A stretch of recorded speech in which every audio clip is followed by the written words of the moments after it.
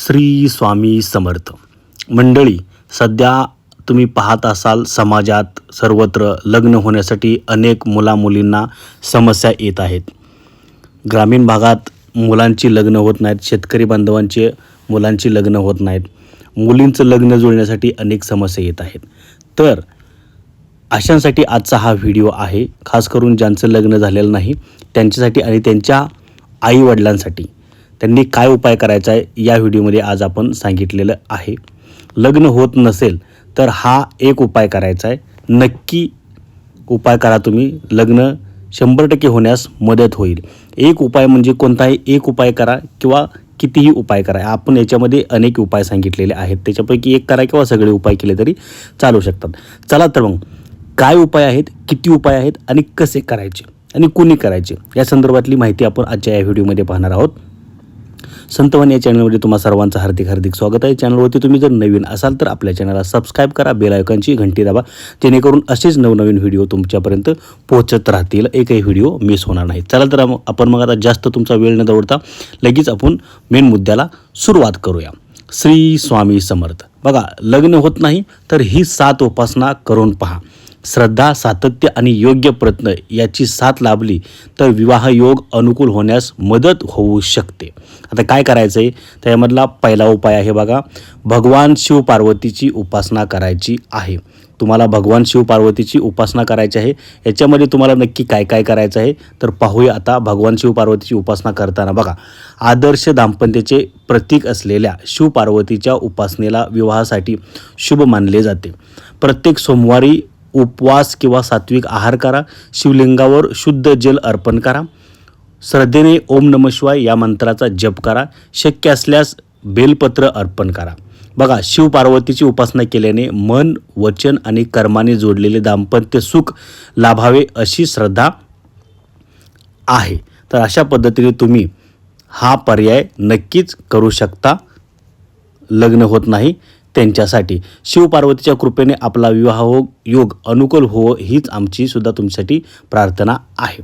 चला, दुसरा उपाय आपण या ठिकाणी पाहणार आहोत आता, की श्री दत्तात्रेय नामस्मरण करायचं आहे. बघा, प्रत्येक गुरुवारी तुम्ही दत्त मंदिरात जायचं आहे, दर्शन घ्यायचं आहे आणि श्री गुरुदेव दत्त या मंत्राचा श्रद्धेने जप करायचा आहे. बघा, श्री गुरुची कृपा आणि योग्य मार्गदर्शन लाभावे म्हणून ही उपासना केली जाते. पुढचा 3 नंबरचा उपाय आहे कात्यायनी देवीची आराधना. काय करायचं आहे, या देवीची आराधना करताना तुम्हाला दररोज किंवा शक्य असल्यास नियमितपणे कात्यायनी मंत्राचा जप करायचा आहे आणि देवीची भक्तिभावाने पूजा करायचा आहे. कात्यायनी देवीचा मंत्र काय आहे तर बघा, ओम कात्यायन्ये विद्महे कन्याकुमारी धीमहि तन्नो दुर्गा प्रचोदयात, असा हा मंत्र आहे. हा मंत्र तुम्हाला दररोज 11 वेळा म्हणा, 21 वेळा म्हणा, 51 वेळा म्हणा, 108 वेळा म्हणा किंवा 1008 वेळा म्हणा, कितीही जसं तुम्हाला वेळेनुसार जमल तसं तुम्ही म्हणू शकताय. यामुळे काय होतं बघा, की पारंपरिक श्रद्धेनुसार विवाहित लग्न ठरण्यासाठी अडथळे जे काय दूर होण्यासाठी ही उपासना केली जाते. तर पुढचा उपाय आहे, चौथा उपाय आपण या ठिकाणी पाहणार आहोत, गुरुग्रहाची उपासना करायची आहे. ते कसं तर गुरुवारी या उपायांचे पालन करायचे आहे. म्हणजेच गुरुवारी पिवळं वस्त्र धारण करायचं आहे, परिधान करायचं आहे. हरभरा डाळ किंवा हळदीचे तुम्हाला दान करायचे आहे. त्यानंतर गुरुमंत्राचा तुम्हाला जप करायचा आहे.